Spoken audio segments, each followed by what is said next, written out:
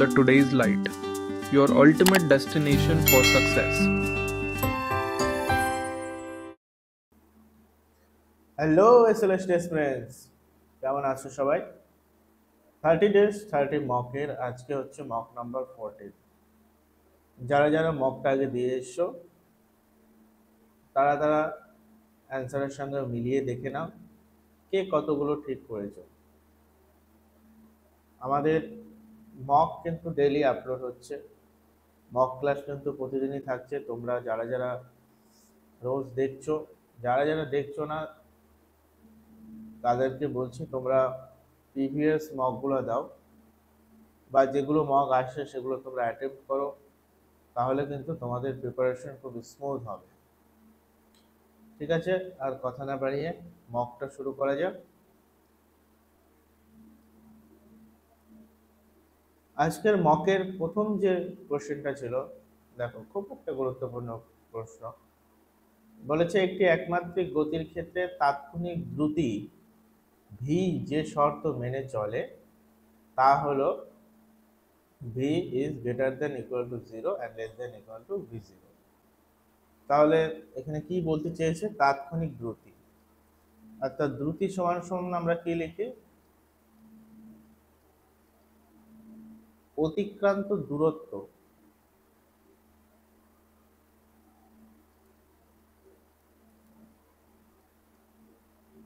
By হচ্ছে সময়।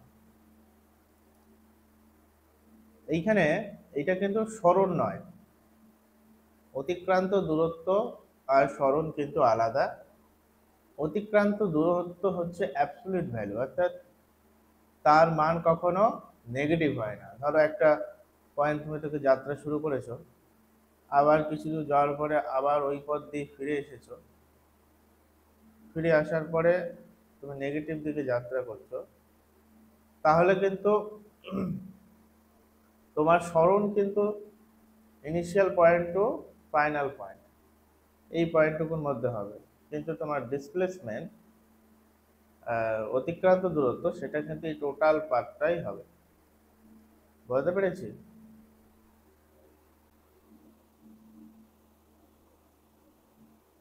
এক মিনিট ভাই।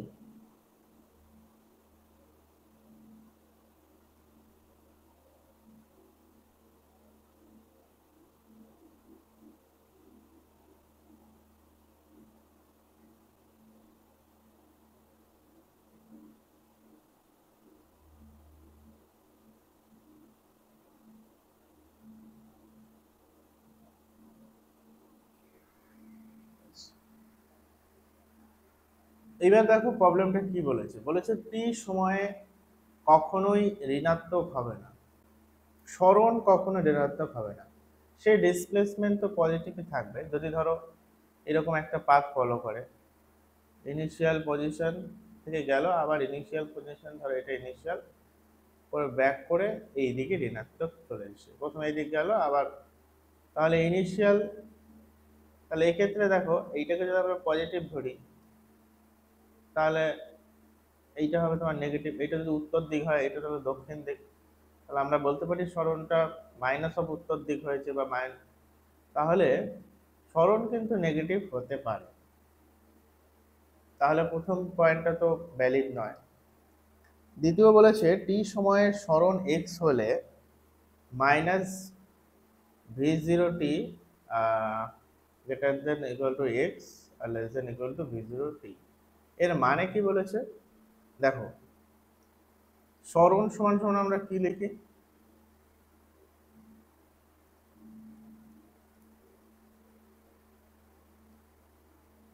সরি,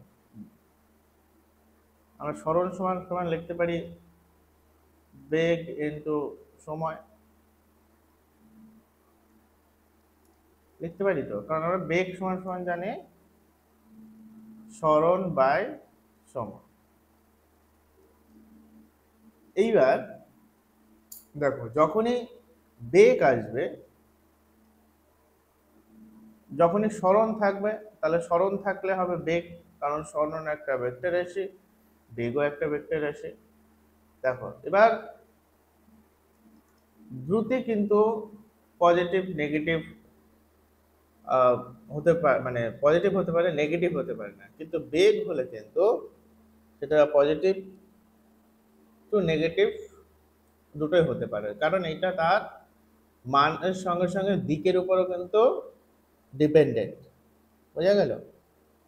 তাই কোনো একটা সর্বোচ্চ দ্রুতি যদি v0 হয়, তাহলে তার সর্বোচ্চ বেগ -v0 থেকে +v0 মধ্যে কিন্তু হতে পারে। বোঝা গেছে? এরপরে বলেছে তাহলে দিস ইজ দ্য পসিবিলিটি, এই পয়েন্টটা ভ্যালিডের একটা পসিবিলিটি আছে এবং এটা ভ্যালিডও। বলেছে ত্বরণ কখনোই ঋণাত্মক হবে না। ত্বরণ কখনোই ঋণাত্মক হবে না এটা বলা যায়? যেমন ধরো আমি মানলাম এখানে তাৎক্ষণিক দ্রুতি, ত্বরণ যেহেতু একটা ভেক্টর রাশি, তারপরেও বলছি ধরো তাৎক্ষণিক দ্রুতি আমার 0 একটা ভেলোসিটি, 3 একটা ভেলোসিটি, 5 একটা ভেলোসিটি, ম্যাক্সিমাম ভেলোসিটি 10।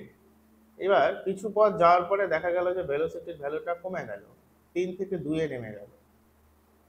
তাহলে তার তাৎক্ষণিক যে দ্রুতি বা এখানে ত্বরণ, আহ, সেটা কিন্তু 0 to v0 অর্থাৎ পজিটিভের মধ্যেই বিলংস হচ্ছে, কিন্তু তার ত্বরণটা কিন্তু কি হয়ে গেছে, কমে গেছে, অর্থাৎ মন্দন ঘটেছে। তাহলে মন্দন মানেই হচ্ছে নেগেটিভ ত্বরণ। তাহলে ত্বরণ কখনই ঋণাত্মক হবে না, এই স্টেটমেন্টটাও ভুল। এবার বলছে গতির অভিমুখ পরিবর্তন হবে না। গতির অভিমুখ, দেখো তোমার বলেছে অতিক্রান্ত দূরত্বটা পজিটিভ থাকবে, কিন্তু গতির অভিমুখ যে সেম ডিরেকশনে থাকবে এরকম কিন্তু কোনো কথা নেই।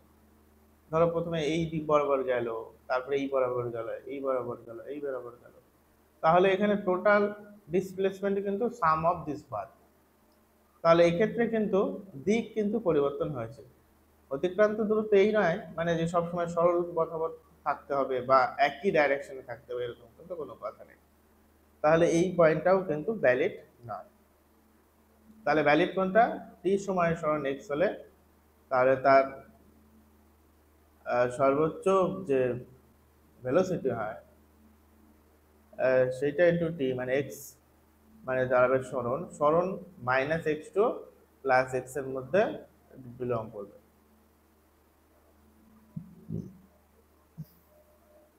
পরের প্রশ্নটা দেখো কি বলেছে। বলছে দুটি সমান ভেক্টরকে যোগ করলে কোন অবস্থায় তাদের লব্ধি একটি ভেক্টরের মানের √2 গুণ হবে এবং আহ, একটি ভেক্টরের মানের √3 গুণ হবে। খুব ভালো প্রশ্ন। কোন কোন অ্যাঙ্গেলে যদি দুটো ভেক্টর থাকে তাহলে তাদের সমষ্টি আহ, এত এত হবে। যেহেতু এখানে অপশন অ্যাঙ্গেল দিয়েছি তাহলে অ্যাঙ্গেলই নিশ্চয়ই হবে। তাহলে আমরা দুটি ভেক্টরের লব্ধি ভেক্টর নির্ণয়ের ফর্মুলা জানি, অর্থাৎ √a² + b² + 2ab cos θ। এবার প্রথম যে আহ, তাহলে এখানে কি এ ভেক্টর বি ভেক্টরের মান এবং থিটা হচ্ছে তাদের মধ্যবর্তী কোণ। পরিষ্কার? এইবার প্রবলেমে বলা আছে যে দুটি সমান ভেক্টর, তাহলে আমি মনে করি A vector is equal to B vector এবং তাদের মান হচ্ছে পি। ঠিক আছে? যেহেতু দুটোই সমান ভেক্টর তাহলে তাদের মান হচ্ছে একটা কোনো একটা পি এর সঙ্গে ধরো এটা সমান। তাহলে আমাকে তাহলে এবার ধরো তাই যদি হয় তাহলে আর ইজ ইকুয়াল টু কি হবে, p² + p² + 2p into p cos θ। তাহলে r over √2p² + 2p² cos θ। এখান থেকে যদি আমি 2p² কমন নেই তাহলে কি পড়ে থাকবে, 1 + cos θ। বোঝা গেছে? এবার এই 1 প্লাস কস থিটাকে আমরা এইভাবে লিখতে পারি root over 2p square into 2 cos square theta by 2। 1 plus cos থিটাকে আমি লিখলাম 2 cos স্কোয়ার থিটা বাই 2, ত্রিকোণমিতিক ফর্মুলা। তাহলে এটা যেটা দাঁড়াবে সেটা কি দাঁড়ালো, 4p square cos square theta by 2 root over.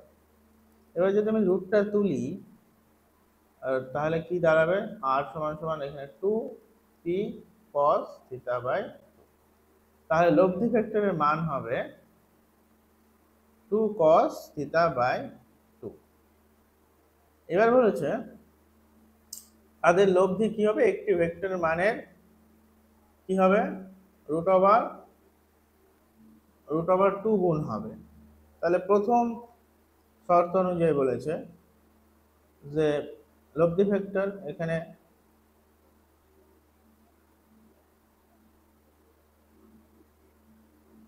একটি ভেক্টরের মানের একটি, ধরো তাহলে এ আর বি তো সমান, তাহলে এবং তাদের ধরো পি বলেছি, তাহলে হবে পি রুট 2 এই লব্ধির মানটা, এইটা সমান সমান হবে 2p cos, আমি ধরলাম তাদের মাঝখানে থিটা 1 অ্যাঙ্গেল করে আছে, যে কন্ডিশনে তাদের লব্ধিটা একটি ভেক্টর মানের রুট 2 গুণ হবে। তাহলে থিটা 1 বাই 2। তাহলে এখান থেকে যদি আমাকে থিটা 1 ক্যালকুলেট করতে হয় তাহলে আমি থিটা 1টা ক্যালকুলেট করব, পি কেটে দিলাম, তাহলে root 2 is equal to cos theta 1 by 2 is equal to দাঁড়ালো root 2 by 2। Root 2 by 2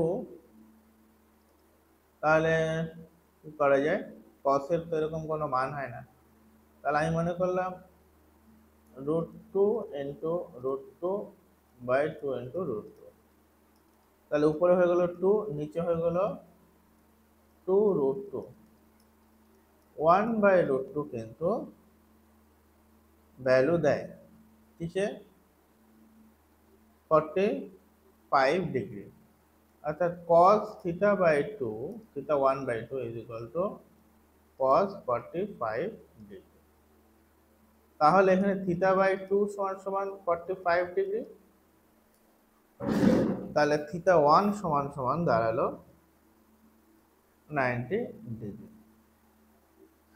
second condition বলেছে রুট 3 গুণ হবে, তাহলে P root 3 is equal to 2p cos theta 2 by 2। এখানেও পি কেটে গেল, cos theta by theta 2 by 2 is equal to 2 by root 3। তাহলে এক্ষেত্রেও সেম আমি করব, কারণ cos এ 2 বাই রুট 3 হয় না, রুট 3 বাই 2 একটা ভ্যালু হয়, তাহলে রুট 3 করলাম এবং এখানেও রুট 3 করলাম। তাহলে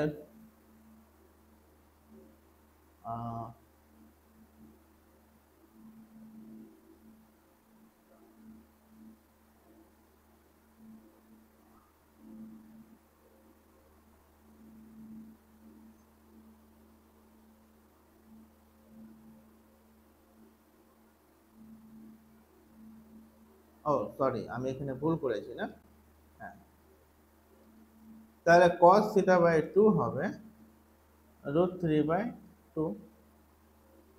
তাহলে রুট 3 বাই 2 কার মান, তাহলে theta by 2 theta 2 by 2 root 3 by 2 হচ্ছে cos 30 ডিগ্রি। তাহলে theta by 2 theta 2 by 2 is equal to 30 degree, এবং এখান থেকে theta 2 is equal to 60 degree. বোঝা গেছে? তাহলে প্রথমটা 90 ডিগ্রি এবং পরেরটা 60 ডিগ্রি। তাহলে option number C here is the right answer. বোঝা গেছে? একদম সহজ প্রবলেমটা ছিল। কিন্তু একটু লেন্দি ছিল, আর একটু বোঝার, একটু কনসেপচুয়াল বোঝার একটা ব্যাপার ছিল, আর বাকি তো একদম সোজা। পরের প্রবলেমটা দেখো, বলেছে দুটি নির্দেশতন্ত্রের একটি অপরটির সাপেক্ষে ত্বরণ নিয়ে চললে তাদের কি বলা হবে? তাদেরকে অজড়ত্বীয় নির্দেশতন্ত্র বলা হবে।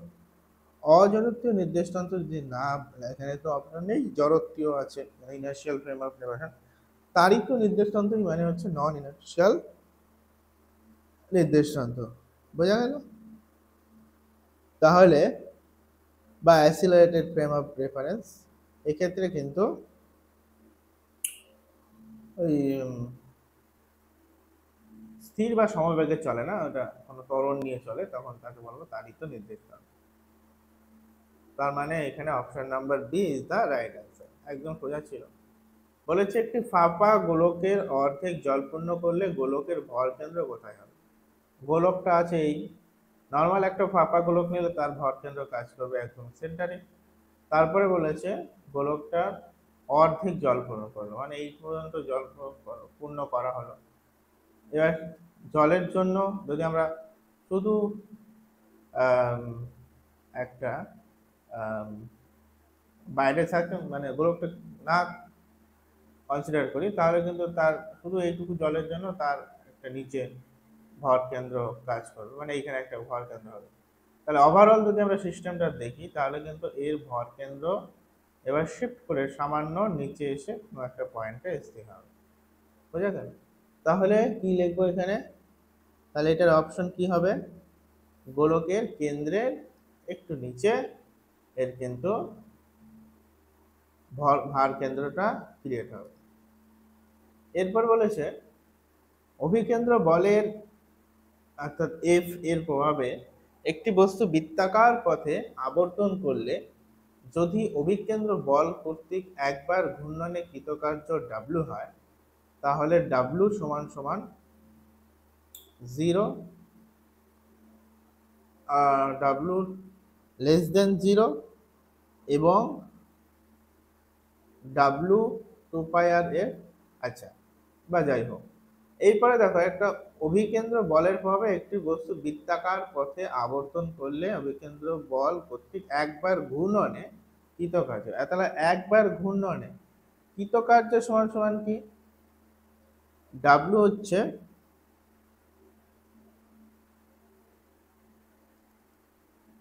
এফ ইন্টু এস, আর এটাকে যদি লেখা যায় এফ এস কস থিটা, তাই তো? তাহলে দেখো এটাকে দুভাগে আমরা বলতে পারি, যে ধরো তাহলে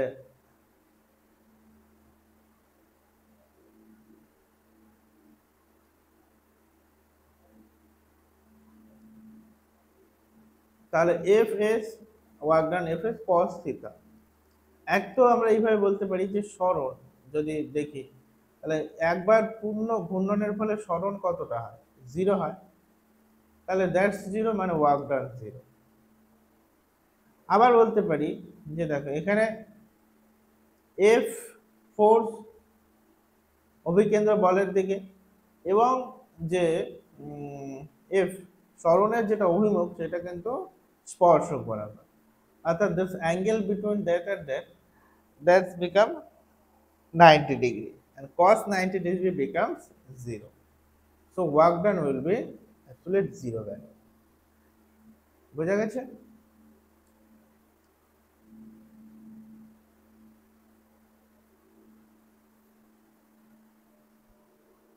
So now next পরেরটা দেখো, মহাকর্ষীয় ধ্রুবক g এর মাত্রা হলো কি মাত্রা সেটা লিখতে বলেছে। আচ্ছা দেখো, যদি তোমরা ভুলেও যাও তাহলে কিভাবে আমরা মাত্রা বের করে নিতে পারবো দেখো। আরে সরি,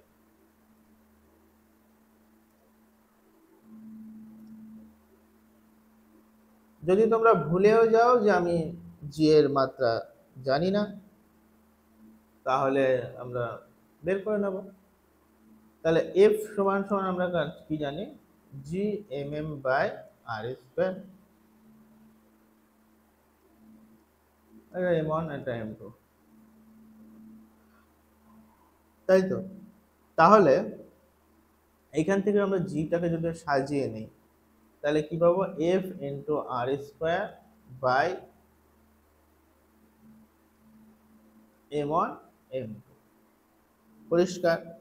এবার দেখো এফ বলের মাত্রা, তাহলে এফ সমান সমান mlt⁻², আমরা জানি। সেটাও যদি না জানি তাহলে F is equal to M A, এইটুকু তো জানি। তাহলে এম মাসকে আমরা এম লিখি, ত্বরণকে লিখবো আমরা কি লিখবো, ডিভিডিটি। তাহলে ত্বরণ আমরা লিখবো ভি বাই টি। এইটাও তাহলে এটাকে যদি ভাঙি আমি M S by T by T, তাহলে টি স্কোয়ার। তাহলে এল হচ্ছে লেন্থ সরণ আর t⁻²। এখান থেকে আমরা পেলাম এফ। তাহলে এইটাকে আমরা লিখে দিই mlt⁻² পেয়েছি। আর রেডিয়াস কি দেবে, এল লেন্থের মাপে, তার স্কোয়ার বাই হচ্ছে m1 আর m2, তাহলে মাস m স্কোয়ার। বোঝা গেল? এবার দেখো উপর নিচে কাটাকাটি করে দেখো কি হয়। তাহলে উপরে আছে একটা, নিচে আছে দুটো, উপরে চলে গেলে -2 হয়ে যাবে, তাহলে m-1 হয়ে যাবে। এল আছে কটা, দুটো তিনটে, তাহলে এল হয়ে যাবে 3। টি আছে কটা, -2 একটা, তাহলে জি এর মাত্রা কোনটা, m-1 l⁻³ t⁻²। তাহলে option number C here is the right answer. বোঝা গেল? তাহলে পরীক্ষার হলে যদি ভুলেও যাও তাহলে তোমরা কিন্তু এইভাবে ভেঙে ভেঙে বের করে নিও। পরের কোশ্চেনটা দেখো, বলেছে 3টি পাত্রে সমপরিমাণ জল, মধু ও আলকাত্রা নিয়ে পাত্রগুলিকে জোরে নাড়িয়ে ছেড়ে দেওয়া হলে জল আগে স্থির হবে, মধু আগে স্থির হবে, আলকাত্রা আগে স্থির হবে, না 3টি তরল একই সঙ্গে স্থির হবে? আচ্ছা, তাহলে এক্ষেত্রে কোনটা কাজ করবে? এই যে নাড়িয়ে মানে একসঙ্গে মিক্সিং করে আমরা যদি ঝাঁকিয়ে ছেড়ে দিই তাহলে দেখা যাবে যে যার সান্দ্রতাঙ্ক বেশি অর্থাৎ ভিসকোসিটি যার বেশি সে কিন্তু আগে থেমে যাবে, স্থির হবে।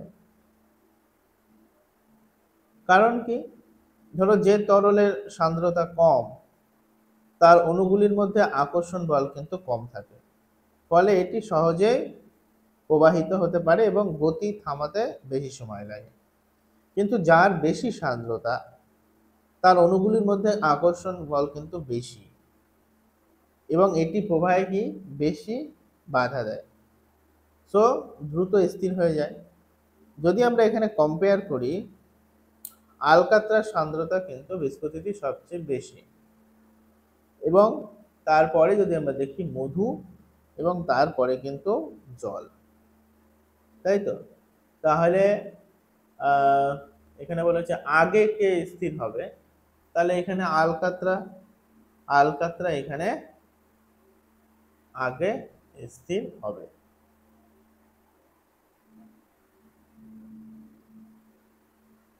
এরপর বলেছে তরলের ফোঁটা গোলাকার হওয়ার কারণ। এটা তো ওয়ান লাইনের একটা কোশ্চেন। কারণ কি, গোল হয় কারণ সারফেস টেনশন বা পৃষ্ঠটানের জন্য কিন্তু তরলের ফোঁটা গোলাকার হয়। এবার এই কেন গোলাকার হয়,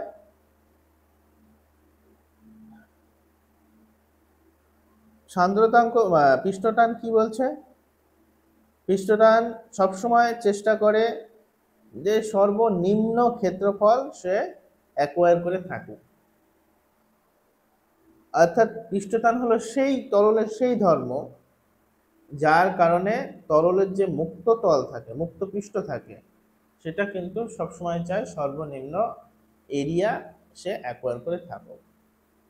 এইবার যদি তার আকার জ্যামিতিক আকার অনুযায়ী গোলক হয়, তাহলে কিন্তু তার ক্ষেত্রফল কিন্তু সবচেয়ে কম অ্যাকোয়ার করে থাকে। ঠিক আছে, তাহলে এইটা হবে কার জন্য? পৃষ্ঠটানের জন্য তরলের ফোঁটা কিন্তু গোলাকার হয়। এবার বলেছে কোন ধরনের পদার্থের ক্ষেত্রে তাপীয় প্রসারণ দেখা যায়? কঠিন, তরল, গ্যাসীয় না তিনটি?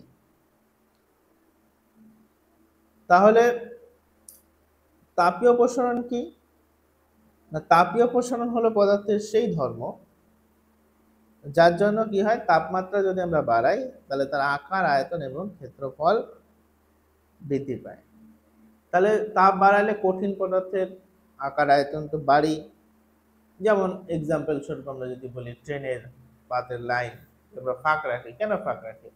তাপীয় কঠিন পদার্থের তাপীয় প্রসারণের ফলে যদি ট্রেন যে লাইনটা আছে সেটা যেন বেঁকে না যায়, অ্যাক্সিডেন্ট না ঘটে। তাই তরলের ক্ষেত্রে আমরা দেখতে পাই, যেমন ধরো থার্মোমিটার। থার্মোমিটারে যখন আমরা তাপ পাচ্ছে, সে কিন্তু তাপীয় প্রসারণ হচ্ছে পারদের এবং আমাদের রিডিং দিচ্ছে। তারপরে ধরো গ্যাস, গ্যাস কিন্তু হলে গ্যাস আমরা তাপ দিলে কি হবে, তাদের মধ্যে যে অণুগুলির মধ্যে যে আকর্ষণ সেটা খানিকটা কমে যাবে এবং একে অপর থেকে দূরে সরে যায়।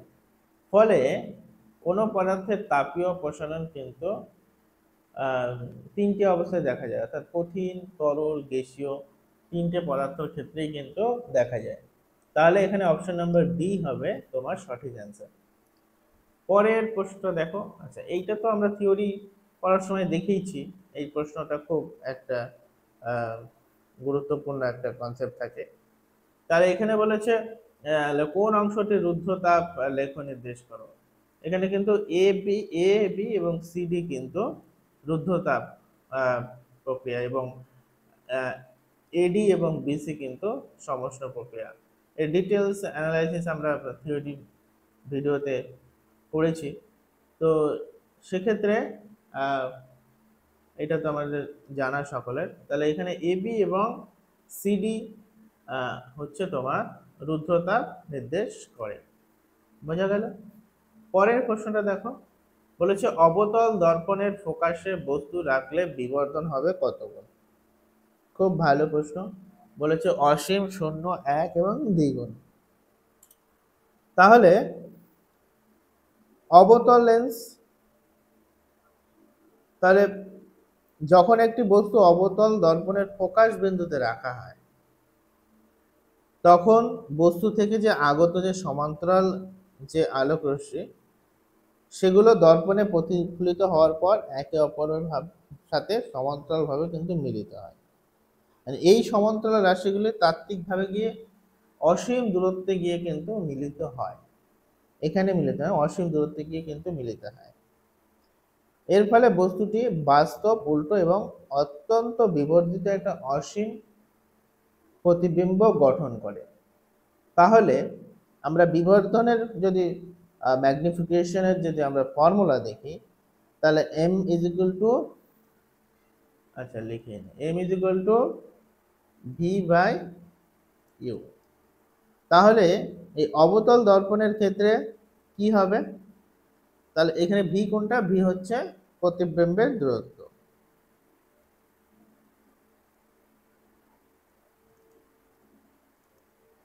আমি কিন্তু অনেক কথাই বলছি, অনেক কথা লিখতে পারছি না, কারণ সময় তো লিমিটেড, তাই সবকিছু লেখা হচ্ছে না। তোমরা যদি কোনো কথা বুঝতে না পারো তাহলে কিন্তু রিপিটেডলি চালিয়ে তোমরা আমার কথাগুলো শুনো এবং কনসেপ্টগুলো বোঝার চেষ্টা করো। এবং ভি ইউ হচ্ছে তোমার বস্তুর দূরত্ব। তাহলে এম হচ্ছে প্রতিবিম্বের দূরত্বটা কোথায় তৈরি হবে? যেহেতু সমান্তরাল রাশিগুলো অসীম দূরত্ব যখন মিলিত হয় আমরা মনে করলাম, তাহলে সেক্ষেত্রে কিন্তু ভি এর প্রতিবিম্বের দূরত্ব হবে ইনফিনিটি। আর বস্তুর দূরত্ব একটা তো ফাইনাইট নাম্বার থাকবে, ধরে ইউ ধরলাম। এবার কোনো নাম্বার যদি ইনফিনিটিকে আমরা যদি কোনো একটা ফাইনাইট নাম্বার দিয়ে ভাগ করি, তাহলে সেক্ষেত্রে রেজাল্ট কি হবে? ইনফিনিটি হবে। তাই তো।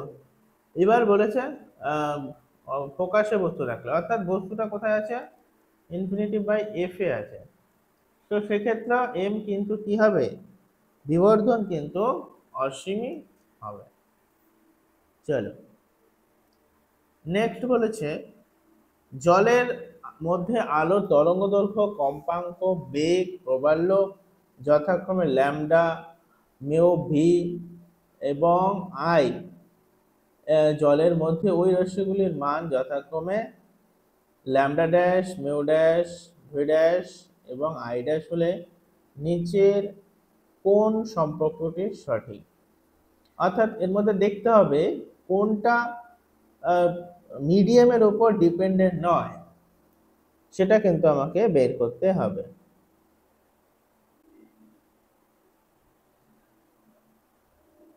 এবং কোনটা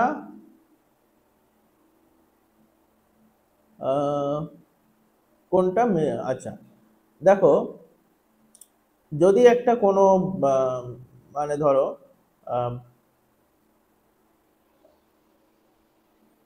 কোনো একটা রিফ্র্যাক্টিভ ইন্ডেক্স কখন হয়, যখন কোনো একটা দুটো মিডিয়ামের মধ্যে ডিফারেন্স থাকে, অর্থাৎ ভেলোসিটির ডিফারেন্স থাকে, আলোর ভেলোসিটির ডিফারেন্স থাকে, তখন কিন্তু রিফ্র্যাক্টিভ ইন্ডেক্স তৈরি হয়। অর্থাৎ আলোর যে বেগ সেটা কিন্তু ঘনত্বের প্রকৃতির উপর নির্ভর করে। তার মানে তাহলে শূন্য স্থানে আলোর বেগ যা থাকবে তরলের মধ্যে কিন্তু সেই আলোর বেগটা তাই থাকবে না। তার মানে V equal to V dash এটা কিন্তু সম্ভব নয়। তার মানে অপশন নাম্বার সি তো ক্যান্সেলই হয়ে গেল। এবার আসি তরঙ্গ দৈর্ঘ্য। তরঙ্গ দৈর্ঘ্য কি, তরঙ্গ দৈর্ঘ্য হচ্ছে তোমার, আমরা যদি দেখি ল্যামডা কিন্তু মিউ এর সঙ্গে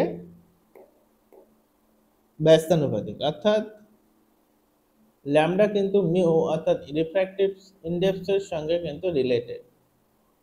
ঠিক আছে, তার জন্য আমার হচ্ছে প্রতিসরণ ঘটে। তো সেক্ষেত্রে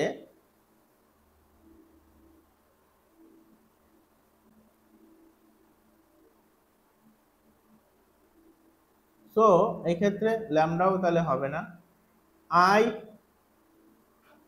আই কি প্রবাল্য বা তীব্রতা, এটি কিন্তু কোনো পৃষ্ঠের প্রতি একক ক্ষেত্রফলে প্রতি সেকেন্ডে আলোকের একটা শক্তি, অর্থাৎ আলো যখন একটি মাধ্যম থেকে অন্য মাধ্যমে যায় তখন কিছু শক্তি কিন্তু শোষিত হয়।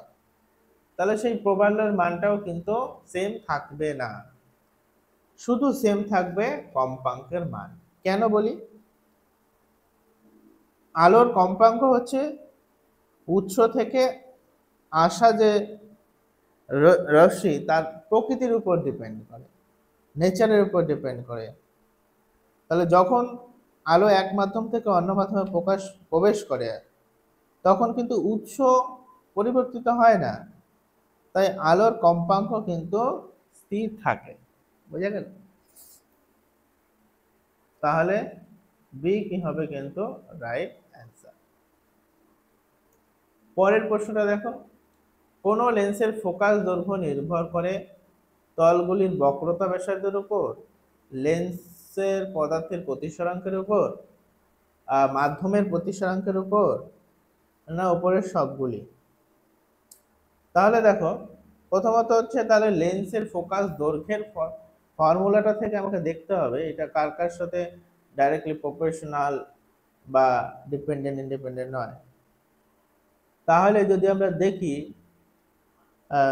লেন্স মেকার ফর্মুলা থেকে যদি আমরা দেখি 1 by mu is equal to mu G minus mu M by 1 by R one minus 1 by R two. তাহলে এখানে মিউজি কি, মিউজি হলো লেন্সটা যে ম্যাটেরিয়াল দিয়ে তৈরি তার হচ্ছে প্রতিসরাঙ্ক। মিউএমটা কি, মিউএমটা হচ্ছে যে মাধ্যমটির মধ্যে লেন্সটাকে রাখা হয়েছে তার প্রতিসরাঙ্ক। অর্থাৎ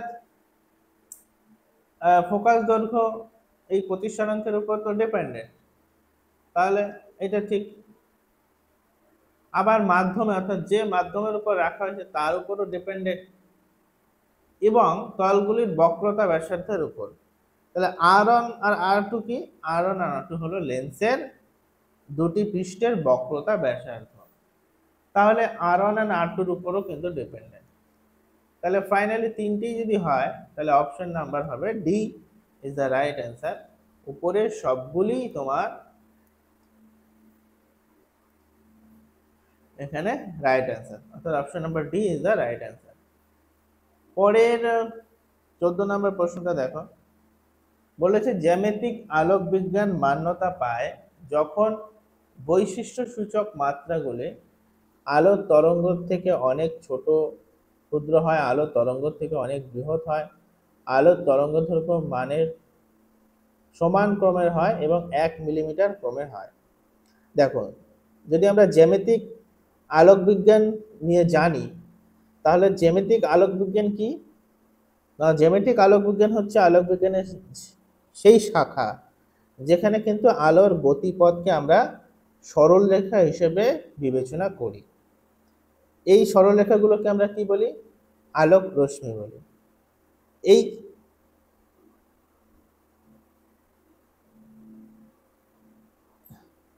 না না করে নাও, আমি আসছি।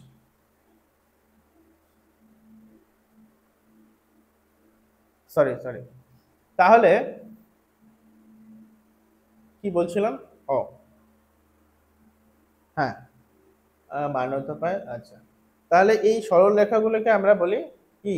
আলোক রশ্মি বলি। তাহলে এই ধারণাটি কেবল তখনই প্রযোজ্য হয় যখন আমরা আমাদের যে ব্যবহৃত যন্ত্রপাতিগুলি হচ্ছে, যেমন লেন্স, দর্পণ, এগুলোর মাত্রা বা আকার কিন্তু তরঙ্গ দৈর্ঘ্যের চেয়ে অনেক বড় হয়। তাহলে আলোর তরঙ্গ দৈর্ঘ্য কিন্তু খুব ছোট। যখন আমরা ধরো দৃশ্যমান যদি আলোর কথা বলি, 400 ন্যানোমিটার থেকে 700 ন্যানোমিটারের মধ্যে থাকে। তাহলে যখন কোনো ছিদ্র আকার আলোর তরঙ্গ দৈর্ঘ্যের কাছাকাছি হয় তখন কিন্তু আমরা আলোর কি দেখতে পাই? ইন্টারফারেন্স বা ব্যতিচার এবং রিফ্র্যাকশন কিন্তু আমরা দেখতে পাই। তাহলে আমরা যদি জ্যামিতিক আলোক বিজ্ঞান তখনই প্রযোজ্য হয় যখন কিনা বৈশিষ্ট্যসূচক মাত্রাগুলো, এখানে মাত্রাগুলো যেমন কি, যেমন লেন্সের আকার ধরো, ছিদ্রের প্রস্থচ্ছেদ বলো, এগুলো কিন্তু তরঙ্গ দৈর্ঘ্য থেকে যখন হবে অনেক বড়, তখনই কিন্তু আমরা আমাদের এই জ্যামিতিক আলোক বিজ্ঞান বা জিওমেট্রিক্যাল অপটিক্স কিন্তু মান্যতা পায়।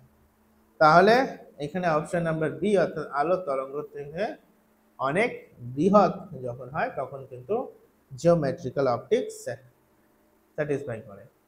এর পরের প্রশ্নটা দেখো, বলেছে তরল দোলগতি সম্পন্ন কোনো কণার সমীকরণ এ is equal two a sine omega টি হলে কণার প্রাথমিক অবস্থান কোন বিন্দুতে হবে?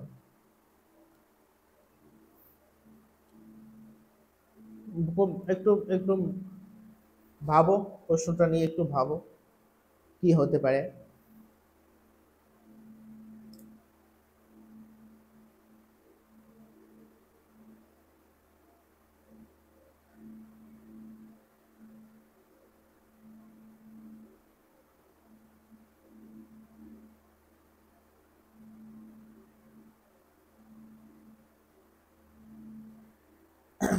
দেখো, যদি আমরা নর্মালি একটা সরল দোলগতি সম্পন্ন কোনো যদি একটা কণার আমরা সমীকরণ লিখি, তাহলে আমরা যদি ধরো টি এর সঙ্গে এটা ডিপেন্ডেন্ট এবং ডিপেন্ডেন্ট হয়, তাহলে ধরো এ সাইন ওমেগা টি প্লাস ফাই, এইটা হচ্ছে আমার একটা আলটিমেট একটা এক্সপ্রেশন ফর সরল দোলগতির জন্য। এখানে কি ফাইটা হচ্ছে ফেজ, কোন ফেজে আছে, অর্থাৎ প্রাথমিক অবস্থানটা যদি আমরা প্রাথমিক ফেজটা যদি আমরা রিটার্ন মানে বের করি, তাহলে আমরা পাই দেবে আমার ফেজ।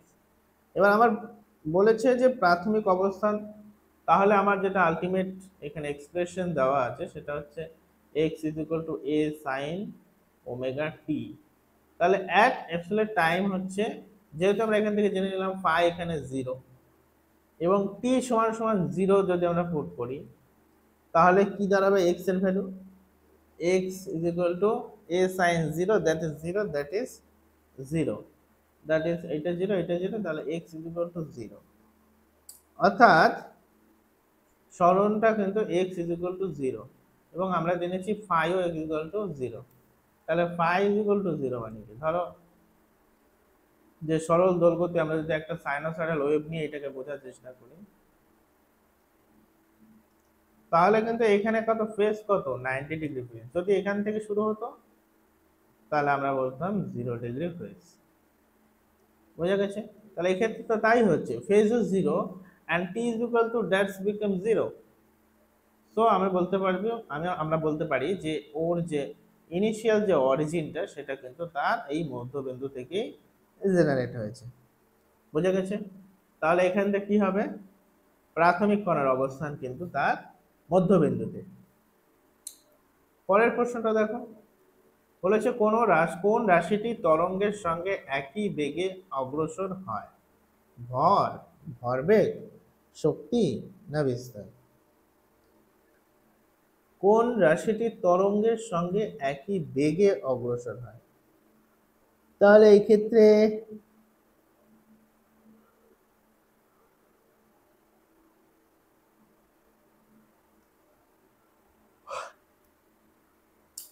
আচ্ছা দেখো, যদি আমরা এক্ষেত্রে বলি তাহলে এক এক করে আমরা বিশ্লেষণ করি প্রশ্নটা, তাহলে অনেকটা ইজি হয়ে যাবে। ডাইরেক্ট অ্যান্সার বলাই যায়, যেমন ধরো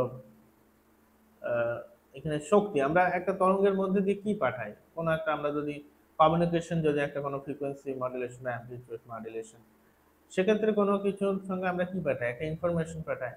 অ্যান্ড ইনফরমেশন অ্যাজ এ কি পাঠাই আমরা, একটা এনার্জি, ইলেকট্রিক্যাল এনার্জি, তার একটা ধরো ভোল্টেজ ডিবি বা ডিবিএম এ থাকবে। তাহলে সেক্ষেত্রে কিন্তু তরঙ্গের সঙ্গে কিন্তু শক্তিটা একই বেগে অগ্রসর হতে থাকে। এবার যদি আমরা বাকি অপশনগুলো একটু ভালোভাবে ডিসকাস করি, তাহলে আমরা তরঙ্গকে মোটামুটি কি কাজে ইউজ করি, কোনো একটা ইনফরমেশন বা কোনো একটা শক্তিকে আমরা এক স্থান থেকে অন্য স্থানে নিয়ে যাওয়ার জন্য কিন্তু তরঙ্গ ইউজ করে থাকি। এবার এবার বলেছে প্রথম অপশনটা দিয়েছে ভর। তাহলে একটি তরঙ্গ মাধ্যম কণার কিন্তু কোনো ভর বহন করে না। ভর বহন করে কি? ভর বহন করে না। তাহলে এটাও হবে, এটা তো, তাই ভর তরঙ্গের সঙ্গে কিন্তু অগ্রসর হয় না, এটা বলা যায়। পরের অপশনটা দিয়েছে ভর বেগ, অর্থাৎ যেহেতু ভরই নেই তাহলে ভর বেগ থাকবে কি করে, এটা অসম্পূর্ণ ভুল। আর এখানে বলেছে বিস্তার। বিস্তার কি? বিস্তার হচ্ছে সর্বোচ্চ সরণ বা অ্যামপ্লিটিউড আমরা যেটাকে বলি।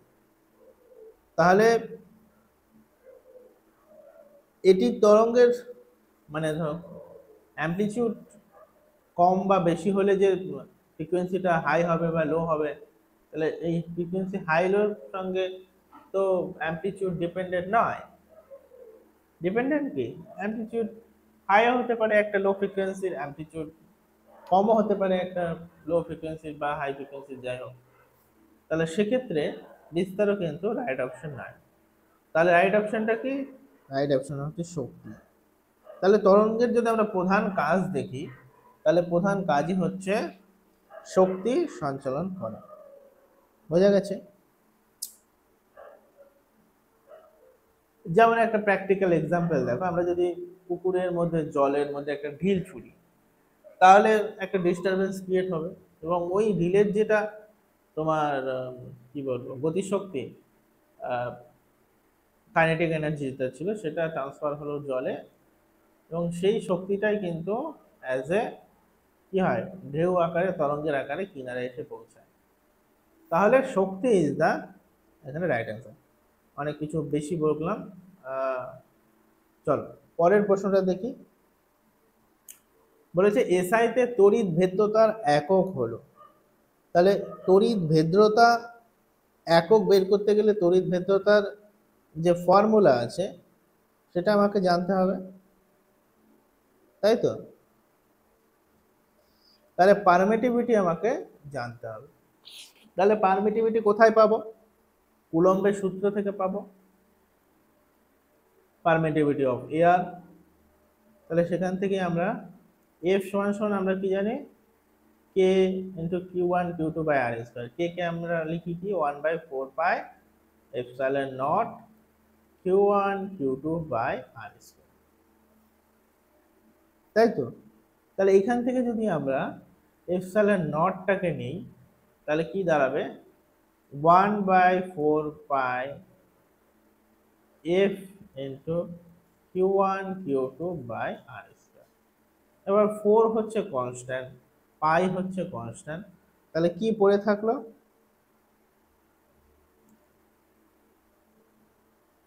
Q one q two by হচ্ছে এফ, আর এখানে হচ্ছে আর স্কোয়ার। এবার কিউ ওয়ান আর কিউ টু, তাহলে আমরা কোনো চার্জকে কিভাবে লিখি, কুলম, তার ইউনিট হচ্ছে কুলম। তাহলে coulomb into coulomb that is coulomb square. F কে আমরা কি লিখবো, নিউটন লিখবো, তাহলে নিউটন ইনভার্স। আর আর স্কোয়ার অর্থাৎ ডিস্টেন্স কে আমরা কি লিখবো, মিটার, তাহলে মিটার ইনভার্স 2। তাহলে সি স্কোয়ার এন মাইনাস 1 আর হচ্ছে এন মাইনাস 2। তাহলে দেখো কোন অপশনটার মধ্যে অপশনটা আছে, অপশন নাম্বার সি এর মধ্যে আছে, অর্থাৎ কুলম স্কোয়ার মিটার ইনভার্স 1 আর মিটার নিউটন ইনভার্স 1 আর মিটার ইনভার্স 2। তাহলে এটা হলো তোমার রাইট অ্যান্সার। এবার যদি আমরা পরের প্রশ্নটা দেখি, বলেছে প্রদত্ত কোনটিকে ওহমের সূত্রের গাণিতিক রূপ ধরা হয়। যদি আমরা ওহমের সূত্র কিসে, বা যদি আমরা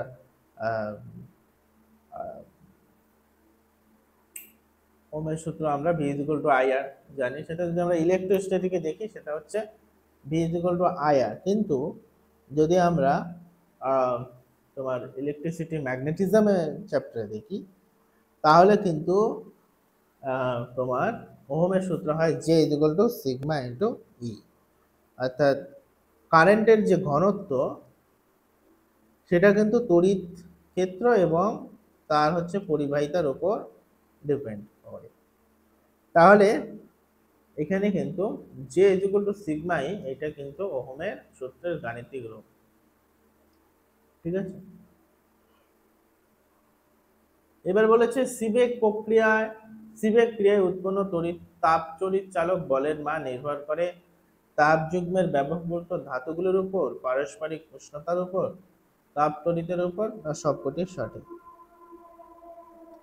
দেখো সিবেক ক্রিয়া কি, প্রথমে জানতে হবে আমাকে সিবেক এফেক্ট এইটা কি। সিবেক এফেক্ট কি বলেছে, দুটি ভিন্ন ধাতু যদি আমরা তাদের সংযোগ স্থলকে যদি আমরা ভিন্ন ভিন্ন যদি তাপমাত্রায় রাখি তাহলে তাদের মধ্যে কিন্তু একটা তাপ তড়িৎচালক বা থার্মো ইলেকট্রোমোটিভ ফোর্স বা থার্মো ইএমএফ কিন্তু উৎপন্ন হয়। এর ফলে ওই বর্তনীতে কি হয়, তাপ তড়িৎ প্রবাহ সৃষ্টি হয়। এই ঘটনাটিকে আমরা বলি সিবেক, তাই তো? তাহলে এইখানে এবার অপশনগুলো দেখো, তাপ যুগ্মে ব্যবহৃত ধাতুগুলোর উপর, অর্থাৎ আমরা যদি ভিন্ন ধাতু ইউজ করি, সিবেক এফেক্টটা দেখার জন্য কিন্তু আমরা ভিন্ন ধাতু ইউজ করি, তাহলে তার উপর তো ডিপেন্ডেন্ট হয়, এবং পারস্পরিক উষ্ণতার উপর, অর্থাৎ দুটো ধাতুর যে ডিফারেন্ট টেম্পারেচার তার উপর তো ডিপেন্ডেন্ট, এবং তাপতড়িতের উপর। তাপতড়িৎ কি, মানে যার জন্য তাপতড়িতের জন্যই কিন্তু প্রবাহিত হয়, ফলে তড়িৎচালক বল কিন্তু সৃষ্টি হয়। তাহলে সিবেক প্রক্রিয়া এক্ষেত্রে কিন্তু এই তিনটে অপশনই সঠিক। তাহলে তিনটে অপশন সঠিক মানে কিন্তু সবকটি, ডি অপশন তোমার হবে সঠিক। পরের প্রশ্ন দেখো, একদম একটা শর্ট কোশ্চেন দিয়েছে।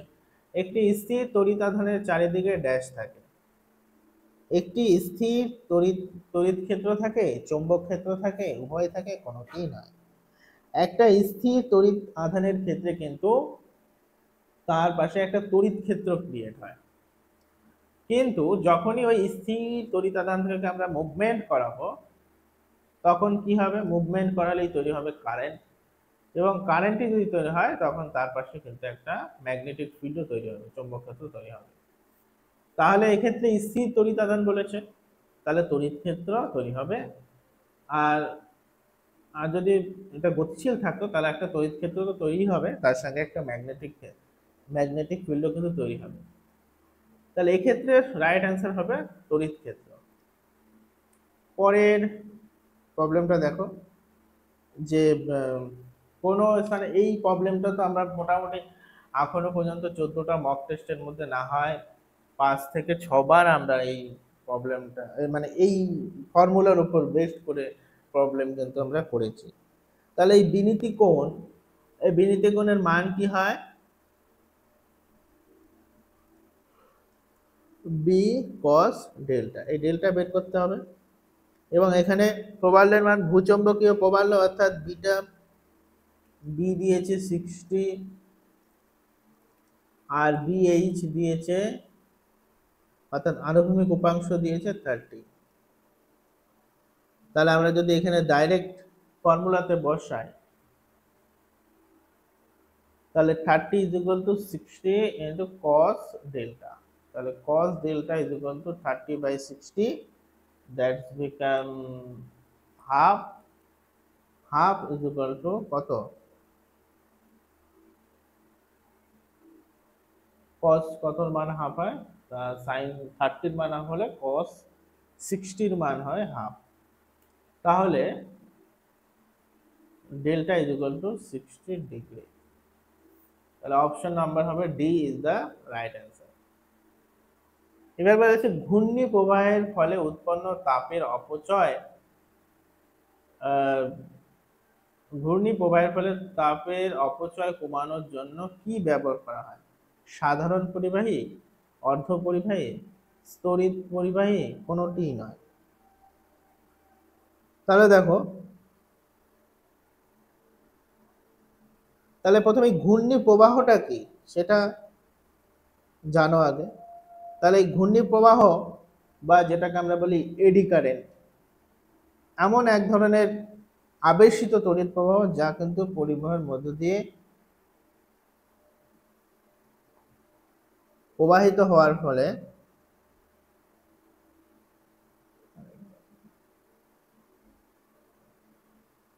আমরা যদি কি বলবো এটাকে,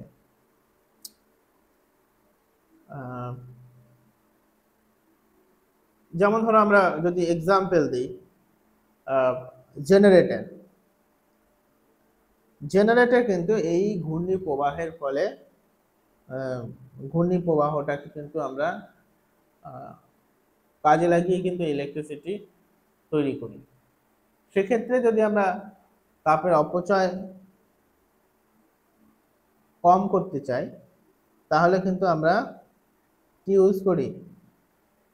স্তরিত পরিবাহী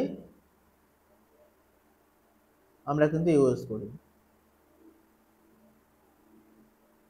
একটা স্তরিত পরিবাহী হচ্ছে ধরো তোমার ল্যামিনেট কোর যেটাকে বলে আমরা। তাহলে এই ল্যামিনেট কোর কিন্তু আমরা অ্যাপ্লাই করি যখন ঘূর্ণি প্রবাহ ঘটে তখন, মানে যেমন ধরো আমি বললাম জেনারেটরের ভিতরে কয়েল রাউন্ড করে যেটা হয়। পরের প্রশ্নটা একটু দেখো, আগের প্রশ্নগুলো এমন অনলাইনের কোশ্চেন কিনা একটু ডেসক্রাইব করাটা একটু চাপের আর কি। ঠিক আছে, যাই হোক, পরের প্রশ্নটা দেখো, একটি এক্স রশ্মি টিউবে ভি ত্বরণ ভোল্টেজ ব্যবহার করে যে এক্স রশ্মি উৎপন্ন হয় তার সর্বনিম্ন তরঙ্গ দৈর্ঘ্য কত? আবার পড়ো, একটি এক্স রশ্মি টিউবে ভি ত্বরণ ভোল্টেজ ব্যবহার করে, আচ্ছা, যে এক্স রশ্মি উৎপন্ন হয় তার তরঙ্গ দৈর্ঘ্য কত হবে? তাহলে এক্ষেত্রে যেটা ইউজ করব,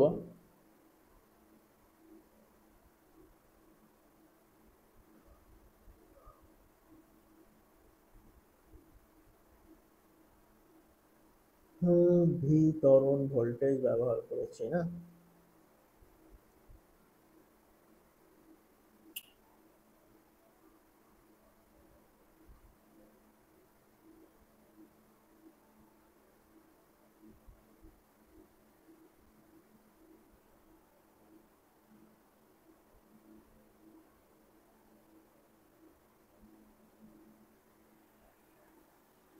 তাহলে সর্বনিম্ন তরঙ্গ দৈর্ঘ্য, দেখো আমরা ই সমান সমান কি জানি, এইচ সি বাই ল্যামডা জানি তো। আর এখানে যদি আমরা যদি ই এর সঙ্গে ভোল্টেজের যে রিলেশনটা আছে সেটা যদি দেখি, তাহলে ই সমান সমান আমরা লিখি ইভি, তাই তো। তাহলে এখান থেকে যদি আমরা পুট করি EV is equal to H C by lambda, এবং ল্যামডাটা যদি আমরা মিনিমাম ধরি, ল্যামডা মেইন, তাহলে আমরা এখান থেকে কি পাবো, ল্যামডা মিনিমাম সমান সমান পাবো H C by eV, option আছে H C by eV, H C by eV. তাহলে কিন্তু এইটা হবে রাইট অ্যান্সার।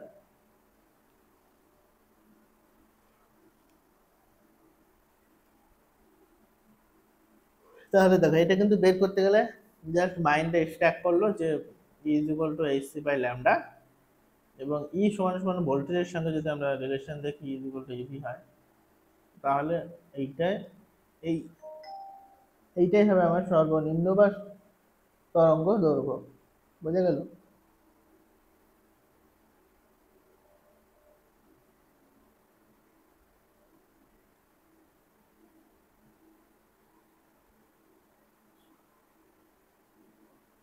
আবার দেখো এখানে আর একটু ভাবে ভাবা যায়, যদি আমাকে ই ম্যাক্স এনার্জি যদি আমাকে ম্যাক্সিমাম পেতে হয়, যেহেতু ই এখানে ইভিটা আমাকে ম্যাক্সিমাম পাওয়ারই দেবে, ম্যাক্সিমাম এনার্জি দেবে, তাহলে ই ম্যাক্স যদি আমাকে পেতে হয়, যদি আমি ই ম্যাক্স চাই, তাহলে কিন্তু আমাকে ল্যামডাটাকে কি রাখতে হবে, যদি আমরা মিন ল্যামডা যদি ওয়ান, যেহেতু ওয়ান বাই ল্যামডা আছে, তাহলে ল্যামডাটাকে যদি আমরা মিনিমাম ধরি, ওয়ান বাই ল্যামডা মিনিমাম নেই, তবেই কিন্তু আমরা এনার্জিটা কি পাবো, ম্যাক্সিমাম পাবো। তাহলে এইটাও একটা কনক্লুশন হতে পারে। এর পরের প্রশ্নটা দেখো, হিলিয়াম ও হাইড্রোজেনের প্রথম বোর কক্ষপথের ব্যাসার্ধের অনুপাত কত? খুব ভালো কোশ্চেন দিয়েছে একটা। তাহলে বোর তত্ত্ব অনুযায়ী বোর কি করে, বা হাইড্রোজেন বা হাইড্রোজেন সদিশ যে হাইড্রোজেন সদিশ যে পরমাণুগুলো আছে তাদের সম্বন্ধে, তাদের কক্ষপথ এসব নিয়ে আলোচনা করে। তো বেসিক জিনিস, তো সেই বোর তত্ত্ব অনুযায়ী যদি আমরা কক্ষপথের ব্যাসার্ধের ফর্মুলা দেখি, তাহলে সেই ফর্মুলা হয় Rn is equal to n square h square epsilon naught by pi mz square। এইটা হয় তোমার Rn এর ভ্যালু, অর্থাৎ n তম কক্ষপথের ব্যাসার্ধের ভ্যালু। তাহলে যদি এখানে টার্ম গুলো দেখি, n তাহলে কি, n হচ্ছে কোয়ান্টাম নাম্বার, h কি প্ল্যাঙ্ক কনস্ট্যান্ট জানি, এপসাইলন জিরো হচ্ছে পারমিটিভিটি অফ এয়ার বা ভ্যাকুয়াম, m কি ইলেকট্রনের ভর, পাই তো কনস্ট্যান্ট, জেড হচ্ছে পারমাণবিক সংখ্যা, আর ই হচ্ছে ইলেকট্রনের আধান। তাহলে যদি আমরা এখানে দেখি,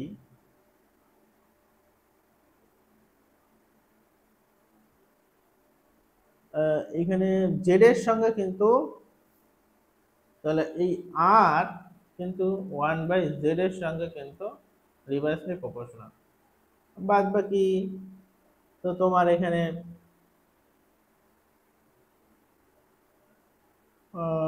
n হচ্ছে তোমার quantum number, that is n is equal to 1।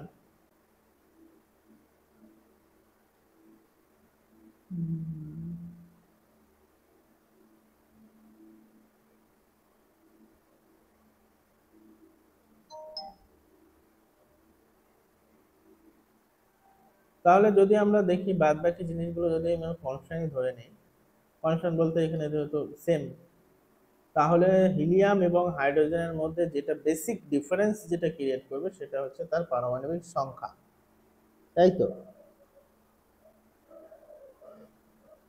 তাহলে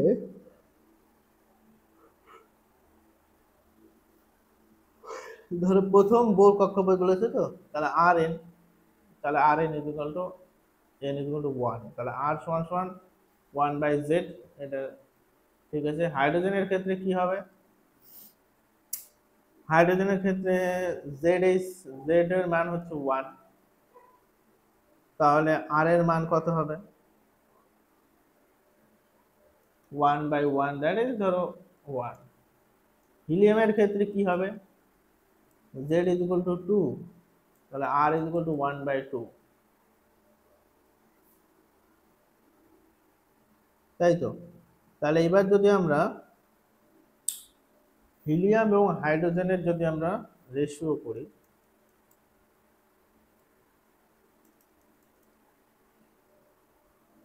তাহলে কি পাবো?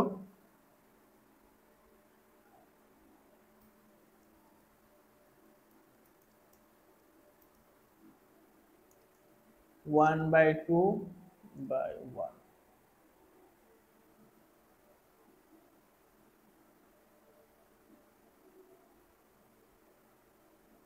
তাহলে হিলিয়াম ইস টু হাইড্রোজেন তৈরি করি, তাহলে কত পাবো? 1:2।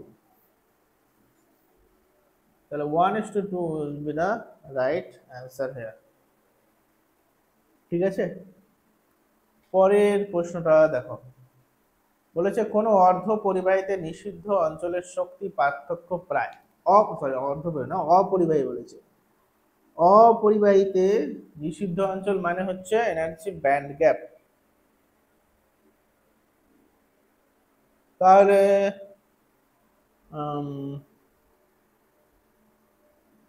একটা অপরিবাহীতে 5 ইলেকট্রন ইভির বেশি হলেই সেটা তৈরি হয়ে যাবে একটা অপরিবাহী, তাই না?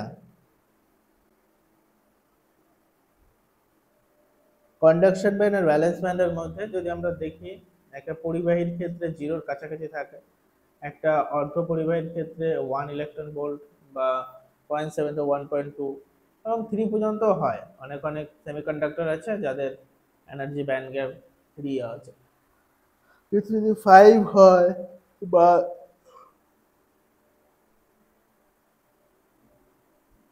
5 ইলেকট্রন ভোল্ট, সেটাকে আমরা কিন্তু একটা অপরিবাহী ইনসুলেটরের মধ্যে কিন্তু আমরা ফেলে দেবো। তাহলে এখানে কিন্তু রাইট। আর এটা তো কোনো ভ্যালু নেই, মেগা ইলেকট্রন ভোল্ট, এটা তো কোনো কথাই নেই। বলেছে যে প্রক্রিয়ার দ্বারা বাহক তরঙ্গের বিস্তার সংকেত তরঙ্গের তাৎক্ষণিক বিস্তারের সঙ্গে সমানুপাতিক করা হয় তাকে বলা হয় বিস্তার সংকেত, মানে হচ্ছে অ্যামপ্লিটিউড মডুলেশন। তাহলে এখানে কি হবে? বিস্তার মডুলেশন, অ্যামপ্লিটিউড মডুলেশন, মানে অ্যামপ্লিটিউড যার সঙ্গে চেঞ্জেস হয় তাকে বলবো আমরা অ্যামপ্লিটিউড মডুলেশন। ডায়নামো কুণ্ডলীর পরের প্রশ্নটা দেখো। পরের প্রশ্নটা বলেছে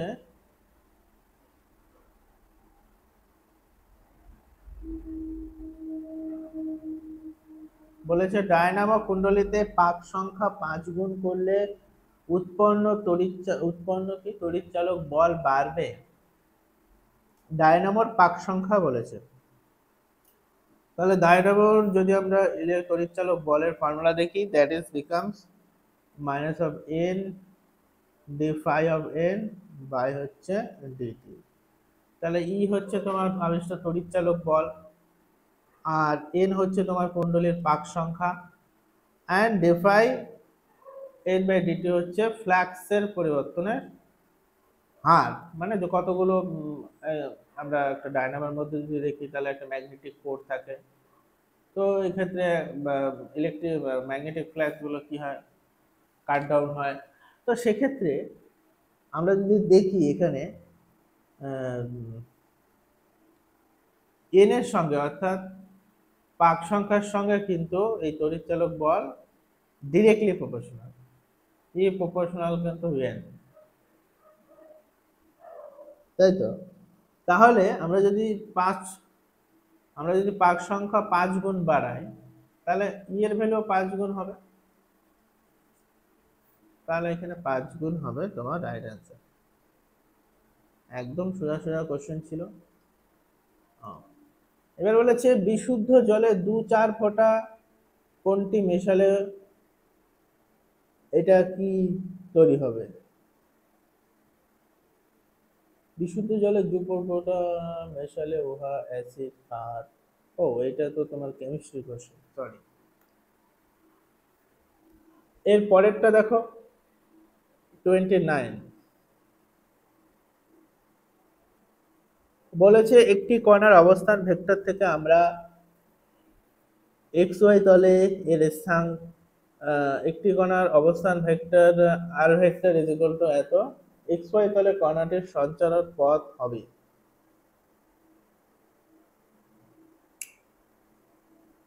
এবার আর ভেক্টর দেওয়া আছে, তাহলে আর ভেক্টর থেকে আমরা কি জানতে পারি, এক্স ওয়াই তলের দুটি স্থানাঙ্ক আমরা যদি পেতে পারি, অর্থাৎ আর ভেক্টর সমান সমান কি x i cap plus y j cap, তাই তো। তাহলে আমরা এই এক্স ওয়াই দ্বারা আমরা কি দুটি স্থানাঙ্ক কিন্তু আমরা পেতে পারি। তাহলে এইখানে যদি আমরা এটার সাথে কম্পেয়ার করি তাহলে এক্স সমান সমান কি টি স্কোয়ার মাইনাস ওয়ান, আর ওয়াই সমান সমান 2t, এই দুটি স্থানাঙ্ক। এইবার এদের যদি আমরা সঞ্চার পথ মানে কোন কোন পথ বরাবর গেছে সেটা যদি আমরা বের করতে চাই, তাহলে আমরা যদি এখানে তাহলে আমাদের টাইমের যে এক্সপ্রেশন সেটা বের করতে হবে, অর্থাৎ টি ইকুয়াল টু ধরো y/2, এটা থেকেই বের করলাম। এইবার আমি যদি এখানে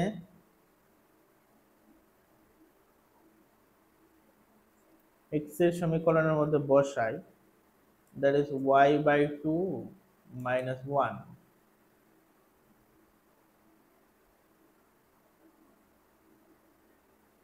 তার স্কয়ার, তাহলে x will be y square by 2 minus 1, that is y is equal to, sorry এটা 4 হবে, 4x plus 1, এটা দাঁড়াবে। তাহলে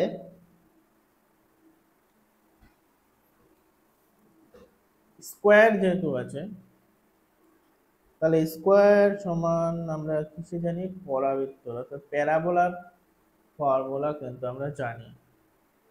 তাহলে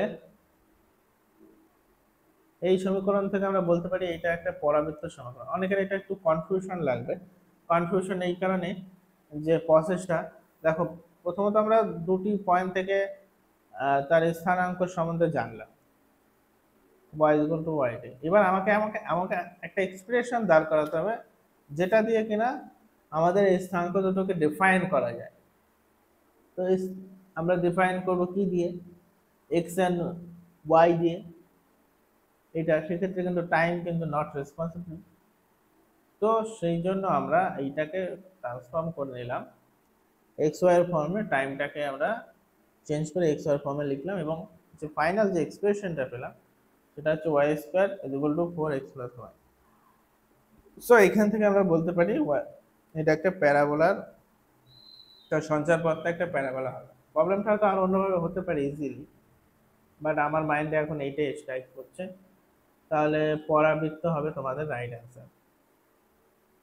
পরের প্রশ্নটা দেখো বলেছে বোর তত্ত্ব অনুসারে হাইড্রোজেন পরমাণুর n-তম কক্ষের ইলেকট্রনের মোট শক্তি n এর ব্যাসানুপাতিক হয়। n-তম কক্ষপথের ব্যাসার্ধ n² সমানুপাতিক হয়। কোন কোন কক্ষে ইলেকট্রনের স্থির শক্তি এর গতিশক্তির থেকে বেশি। কোন কক্ষে ইলেকট্রনের কৌণিক ভরবেগ h এর পূর্ণগণিতিক। এটা তো আমরা জানি যে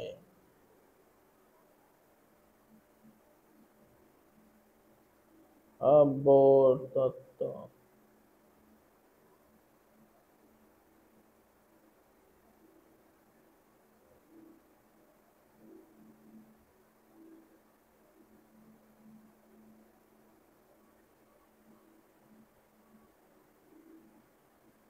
ও না, বোর তত্ত্ব তো ডি নাম্বারটা তো পরবর্তীতে ওটা তো পরে এসছে।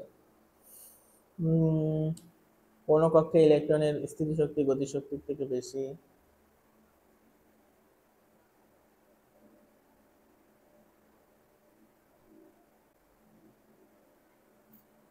n-তম কক্ষপথের ব্যাসার্ধ